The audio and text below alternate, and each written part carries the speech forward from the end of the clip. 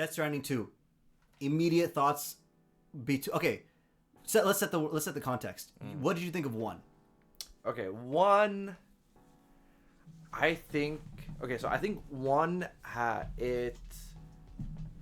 surprised me a lot because I was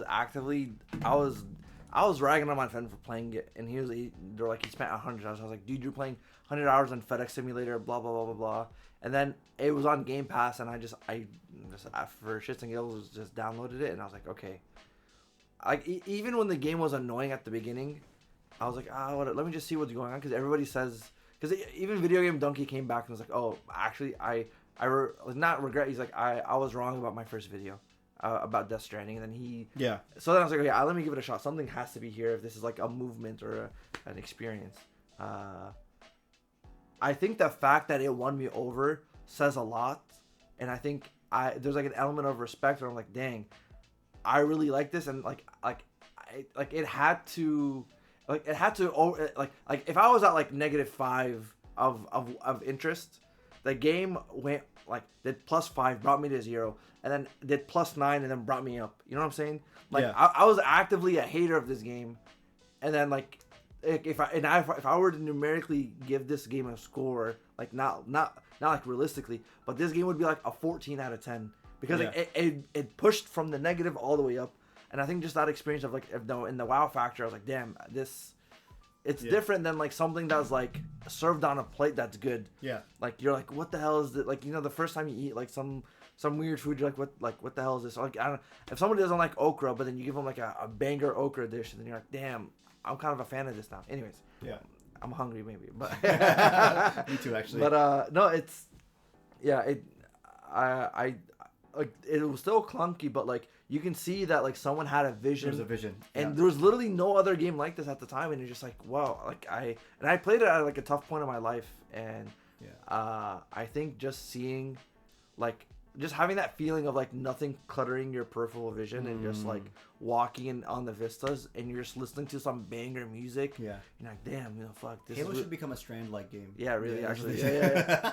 No, but then it's I don't know, then you just get that sense of community from just random strangers. Yeah, and it's oh, dude, this guy built a bridge for me. Yeah, yeah. Or literally, he literally built a bridge for you. Yeah. Or sometimes you're just walking, you're like, oh my god, I took a wrong turn, and I'm at the tip of the mountain, I'm just gonna fall here and just end the game. But then you just see a rope, you're like, oh my god, thank you, bless you. And it's and then I'm just smashing the like button, thank you so much, dude. You saved so much time. And then now I'm like, I have to do this for somebody. Yeah. It's that feeling of I need to give back to the world. Yeah. It's a fucking video game. Yeah. No, but that's the point, right? Yeah. And the fact that it happened right after COVID is also a huge thing. Yeah. So I would agree with everything Ahmed's saying. I think that the game really opened my eyes, Death Stranding 1 specifically, really opened my eyes to what games could be in terms of storytelling and how experimental they can be weird. Yeah. Not everything is a success, but I think Death Stranding 1 was really successful in that it's Kojima's first game out of Konami, and he's really making something that's unique, his vision. And the best thing about Death Stranding 1 was the gameplay wasn't when you're doing Death Stranding 1 things delivering packs and stuff like that, super fun. Mm-hmm. It's also paired with a really good story in a sense, it's interesting, it's unique, it's well, this is really cool, how could this work? And it's just really it's a solid 9 out of 10 package, easily, right? Mm-hmm. Fast forward to now, Death Stranding 2 came up to PC, and we talked about it a little bit earlier, but Ahmed, you said that Death Stranding 2 was a solid what for you? You said it was 8 out of 10? It was an 8. 8? Yeah. Okay. I gave it a 7. And I'll go into specifics as to why in the story for the story in the spoiler section. But for me, I think that when you're doing the Death Stranding stuff, delivering packages, meeting other porters, building bridges, all that stuff, excellent, really good. However, I think that the game really, it's too easy. I played on To the Wilder mode. It's the hardest difficulty. And I think that the game, first off, gives you the car and motorbike way too early. I 100% agree. Way too early. To a point where I was literally taking it, and maybe it's my fault, maybe I shouldn't have done it, but you can literally just take it everywhere. Yeah, you can Skyrim horse the... Yeah, that's what I was doing the entire time, just going back up the mountain, and it's okay, and I don't know if that's not what you're supposed to do, but the game is built around the ideas I can, and there is no repercussion to it. Yeah. And there's no area where I felt like, oh, this is really threatening. Yeah. In Death Stranding 1, you get into a BT area, you're like, this is scary as hell. Yeah. And it's like the car might not be fast enough or it runs out of power. But like now you can get like a car with like double, triple power. Exactly. And also like they give you like level 4 blood grenades or level 2, 3 blood grenades really up front. Yeah. They make all the weapons non-lethal, which I think was a bit of a mistake because it's too easy to just walk into a camp and pop everyone and be, oh, I don't have to worry about them. Yeah. And now there is an argument to be made. It is a better game. There's no question about it. The combat feels better. The sneaking around feels better. But it makes, because it's so good, it makes the experience of dealing with human enemies and BTs too easy. Yeah. So there's something apparently like there you could get a lethal weapon. Yeah, you can. And so like if you kill, so I think they like I agree with what you're saying, like or what you were alluding to is like I think they should have made it so that like you can accidentally kill humans a lot more easier. And then now it's like a rush to like, oh, I have to go disintegrate the body. Yeah. Because like so there is a mechanic in the game that you can do that. Yeah. But the thing is, I never would have to do it because I didn't kill anybody. I didn't kill anybody my entire playthrough. Yeah. And I also, like, they give you so many options to non-lethally take out enemies. Like, they give you like 40 or so. Not 40, but like you get a lot. Yeah. You get a lot, and it's very much like a strange thing of like, okay, I am not expecting a grand formula change. But I think the updates to the formula to make it a better game have made the formula itself suffer. Yeah. So there was a quote a while back when some people were like, "Oh, the game is too fun. Let me make the game worse." So Kojima. So this was around Kojima. Oh, there was a quote. I remember this. And people were like, "Oh, Kojima he's just sniffing his own. He just wants to make a difficult game." But it's like now that I think about it, yeah, he's right. So Kojima's had a lot of critiques against him, right? One thing, like, so Kojima's first set of games, like the MGS 1 through 4 and all the stuff in between, he'd be like, okay, guys, this is what happened. Here's a cutscene, and you're sitting, it's a movie fucking cutscene, literally 60 minutes. The world's longest cutscene is him for 90 minutes. Yep. So the MGS 5 comes out, and he's like, I want to make this like really realistic looking game, or realistic feeling game that's like a documentary. How do you convey story? He's like, well, everybody keeps telling me I make too many cutscenes. So now MGS 5's story is all on cassette tapes. Yeah. So you have to. So he's like, you want the story? You go find it. So then with Death Stranding, he's like, oh, the game's too difficult. I made it easy. Yeah. Oh, you enjoy it. So there's something to be said about. But I think Death Stranding 1 struck the balance perfectly. Yeah, I agree. So funny enough, actually, just a quick pause before you say your next thing. When you mentioned the long cutscene, there's a thing at the end of the game. It's not a spoiler, anybody, don't worry. There's a character on your belt that you can talk to named Dollman. And when you're sitting in your room, you can talk to Dollman. And I talk to him every time whenever there's an exclamation mark. And literally before the final sequence of the game, like when you start doing endgame stuff, I talked to him and he said, hey, by the way, and I'm playing this game at like 1 a.m., right? Mm-hmm. Hey, by the way, are you ready for a really long cutscene? I feel like something's coming up. So I was like, all right, knowing this man, I'm going to pause it right here and play tomorrow. Yeah. Wake up the next day, play. It's like 5 minutes maybe. It's like, okay, all right. But genuinely in my brain, I'm like, I'm so worried that's going to be like an hour. Yeah, but you can't pause it. You can't pause it. Yeah. Sorry, go ahead. No. But like, it's just interesting that like Kojima like made a like functionally better game, but the game suffers for it. Yeah. So that's the thing. He like honestly, he is an artist of this thing, man. Like and I'm really excited to see what he does for like the OD and whatnot. If Microsoft doesn't cancel it, but yeah. So he's literally suffering from success. Yeah. But hold on 1 second. But I don't know, man. It's the first one was a good. Second one, I think technically it is still a good game. Yeah, it's not a bad game. Yeah. But what's happening, and also by the way, any footage you're seeing is captured by me on my PC. It ran great. It was optimized well. Like there's no complaints on that regard. It was perfect. It looked fantastic. Gorgeous looking game. Music phenomenal. Like really good. I don't think the music kicks in enough. Yeah, you want to know why? It's kind of sad. So the artist that was like really big in the first game, he passed away. Loror.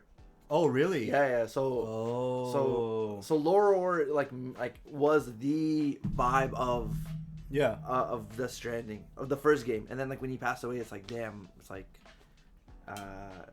I mean the music's still good, like Woodkid and Ludwig. I'm actually wearing the concert. I'm wearing the concert shirt right now. They did such a great job with the music, but like Lore just had a different vibe to him, man. Yeah.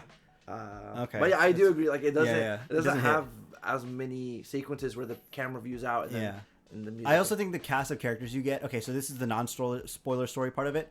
I think the cast of characters is great. I like Tomorrow. I like Rainy. All these characters are really fun. I don't know if all of them were necessary, but they were all fun to be around. You know. Yeah. I was actually really sad when you get the camera, you take pictures of everyone. Yeah, I'm like, dude, let Sam in the photo. He's not in the. He's taking the photo, and that's it. It's like, dude, come on, man. That's so sad. He's in the background of one, but like, you know. Yeah. I wish they had more opportunities for that, but hey, we can get into it later. But Okay, so now we're gonna get into spoiler territory. So if you don't want to listen to spoilers, head off now. Yeah, and we're gonna do like I'll just say. Okay, 3, 2, 1, spoilers. Okay, I was gonna tell the people my hot take at the outro because if they just click off now, anyways, no. But story wise, okay. My suffering comes from the gameplay being too easy, so that takes a point off, and then the rest of it was all story. Yeah, it was good because you called out some stuff. That okay. Like really early on, he was like, "Oh, I bet this Charlie character is definitely gonna be this guy." Yeah. Well, we're in spoiler territory, so you can say it. Yeah. Well, I was like, I think Charlie's gonna be Dead Man, and I think Tomorrow is gonna be Lou. Die Hard Man. Yeah. And I think Charlie's gonna be Lou's gonna be Tomorrow. Yeah. And sure enough, those two exact twists happen. Because and I'll be honest, I thought the same exact thing about Tomorrow. Yeah. Because when you first see her, she's sucking her thumb. Yes. And I'm like, what are you doing? Like, okay. Yeah. It's like okay, like that's pretty obvious. And she's like, oh, we lost my blonde-haired baby, and there just happens to be another blonde-haired kid. Oh, okay, like whatever. Yeah. Also, we know Kojima. Like we know this guy, so it's not like it's like a pretty clear like this is what he's going for. You know. But go ahead. It's okay. So for me, the way the story was like, I thought the story was gonna go in a different direction. Like I thought, like before you meet Tomorrow, I was like, oh, you're gonna like Lou dies, and then I was super brutal. By the way, I did not think they would kill off in the first minute. I was like, what the? Bro, Heike, dude. My wife was actually like legit in tears. I was like, damn. All right, but go ahead. So Tomorrow, Lou dies. And then, like a couple days later, you have or whenever you go back and you see the baby module. Yeah. And then you see like a phantom thing, and I'm like, oh, that's Lou from the other side. She's trying to talk to me. Yeah, I thought that too. So my brain was like, okay, I gotta go talk. I gotta go do something, right? Yeah. So that's what I was thinking the whole time. And then everybody just gives you weird looks. And then Dollman is like, oh, that's empty. Like he says at the very beginning of the game, and I'm like, okay. Yeah. But then like as the game goes on, you're like, okay, whatever. And then you see Tomorrow. And but the thing is, I see what's going on. The thing is, it's empty. So then why do I have to soothe the baby if it's crying? Yeah. Gameplay perspective wise, like I know it's empty, but like, and there were times where I just didn't. Like if I was in a fight, I'm like, I'm not dealing with this right now. Like the thing is, like you knew about it, but it's. I think had he tried to conceal that a little better, it would have hit harder. But I agree. I think it was a little too on the nose. Yeah. And I don't think that Tomorrow's plot followed through really well. Like, I don't understand what her purpose was in the game. Like, I understand at the end, right? But throughout the game, what is she doing besides saving you from mechs? Like, realistically, you don't really get much time of her and Sam bonding. Yeah. You don't really get much of, like her and Rainy are bonding like crazy, you know? But, like, you don't really get, like, the payoff of, like, when they do the... Okay, first off, I think it was really funny that the big reveal at the end was that Lou is Tomorrow. Like, it's like, I figured that out, like, literally, like, 30, 40 minutes ago when you're in the final sequence. Yeah. But, like, it's like, I am your Lou. It's like, yeah. I know. Like, is this the surprise? And then I would also say that, like, okay, everything with Higgs... did not care for it. Really? Did not care. I think that they should have either brought a new villain or something, because he's just doing Jonkler shit the entire time. He's like, oh, I'm like chaos. It's like, all right, guy, like I got it. Like, you know, like you're just here for the bit. But the thing is, like, he was designed like that because like they literally. So it was the AI beach that was like, oh, we need to give you an antagonist so you can go connect all of the world. So that sure. Yeah. So the context, okay, for context of the story, the super spoiler that like that the people that hired you, which is funny that it's called APAC. Yeah, you're saying the APAC is the bad guy? Whoa. Yeah, anyway, so they come out and they're like, hey, they were the inciting incident for Sam to go connect all of Australia together. Mm-hmm.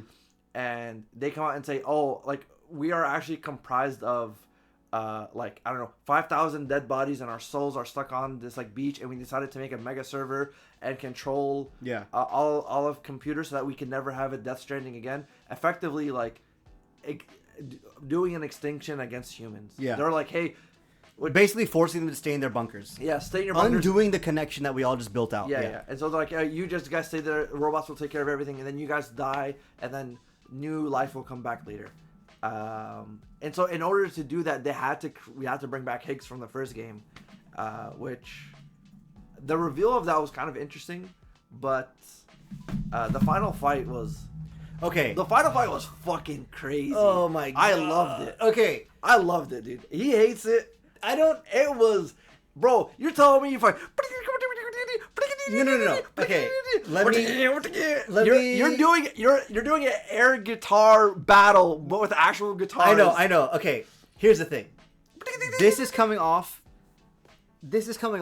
a big reveal of Deadman being Charlie, who's like the AI that piloted the ship. He's like a unknown benefactor. He shows up, and all of a sudden he just starts like Michael Jackson Thriller dancing. And I'm like, so for context, 2 a.m. playing this game, and I'm like, what the like? First off, the mech fight or whatever with Heartman and Die Hard Man, all that stuff, really cool, right? But then they do this thing of like now that mech battle happened, cool. Like thematically, I get it, right? I get what they're trying to do. But then you get into this thing of like he's trying to fight APAC. Oh, yeah. And he's like talking to APAC. APAC's like, oh, we're gonna do this thing. We're gonna lock everyone down. You can't do anything about it. And then he gets up and he starts like dancing like a puppet or like a robot. And it's like, I'm just like, what the fuck is going on? And he goes like, at the end of his dance, he's like, we're no one's puppets. It's like, all right, like, what are you doing? Whatever. Like, okay, fine. I'll get past it because it's just Kojima weirdness, right? But then we get into the whole final like battle bit of like he becomes like.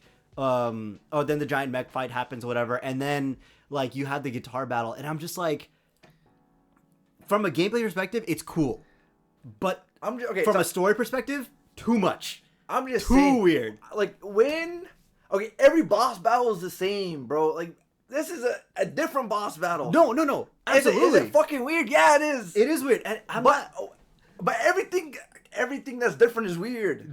But I don't want to, I guess it's not that I didn't have fun at the boss fight. It's not that like I didn't like, I wasn't like, whoa, I was soy jacking at I was like, what is going on? You know, like it was really fun. But it's just the context of like, from the perspective of like where the story started, where it went in the middle and where it ended up, I'm like, what the fuck is going on? Because now you're thinking like, okay, like, this is something that he's been wanting. You could tell he's been wanting to do the guitar thing for a while. Fair enough. Guitar thing finishes, and then it's like, oh, did you guys like MGS4, by the way? Because I did. I really liked it. And then you're just doing the same fight again. You're like, okay, interesting. And then the game, like, then like Lou comes out and eats him and like whatever. And it's just like in my head, I'm just thinking like, I understand, like you explained it. Like I get why Higgs had to exist for APAC to do whatever. But it just felt like so it didn't mesh well, in my opinion. Like, it feels like the game is building up, and then all of a sudden just, like, steep drop into, like, just weird nonsense at the end. And it's like, okay, wait. Like, you didn't sprinkle it throughout. Yeah, you know? Okay. That's very fair, honestly. Yeah. Because, granted, you do see Higgs use the guitar. Yeah. Yeah, so, absolutely. And then at one point, you're like, oh, I get the guitar now? Okay, cool. Yeah, that's fun. Yeah. Yeah, I like that. But then it's like they didn't... I think the issue for me is that the game is setting itself up to be like a really serious story and like, oh, like should we have connected, all these things, and then it drops off into this weird, goofy, like dancing puppet montage, like with guitar fight. Okay. I think if they sprinkled a bit more weirdness throughout the story, I would have been more accepting. Bro, you were fighting with the fucking pizza chef. That was fun. Doing kung fu. That's what I'm saying. I liked it. I enjoyed that. I was like, oh, this is so funny. Like, this is stupid. But then, like, that was the height of the weirdness. Generally. Fair, you know? Yeah. But, again, it's not a bad game, but I think the story really takes a hit. Where it really takes a hit. I didn't like Higgs' stuff. But, like, from the antagonist perspective, fine. I get it. But it really takes a hit is the whole Neil bit. The Solid Snake stand and they have really? you. He was useless. Ultimately, what did he do in the story? Wait, you're basically fighting a custody battle. But he's not trying to get Tomorrow back. He's just pulling you in and fighting you. Yeah, There's no reason. Bro, it's fucking Jerry Springer. You are not the father. that's what it is. No, but But that's the thing. Like, okay. The context. Okay, maybe it's a context that a little. Kojima has said in the past. He's like, oh, my dad died really young, or when he was really young. So he's like, every game I make is about like fatherhood to extent. Sure. But I think that's like where that one element is. Sure. Okay, this is me being artsy fartsy. I'm gonna be real. No, but okay, I get it. Yeah. That not a bad take, but I think Neil's story. First off, the reveal coming at the very end, like you don't get any of Neil's story until like essentially the last 30 fight, minutes, yeah. and it's like okay, whatever. But also like. You're comparing it directly to the Mads Mikkelsen bits in the first one, and the Mads Mikkelsen bits from a story perspective, super good. Yeah, it makes more sense. Thematically, and also like now it's like a weird thing of like okay, there's this mix of like, because at the end of the game you beat him and he just like dips out, he's like chilling, and there was the cool bit of like he's the one who caused the void out with Sam in the beginning of the first game. Like okay, that's cool, like arguably, but I think also on top of all this, now there's this extra layer of too much stuff.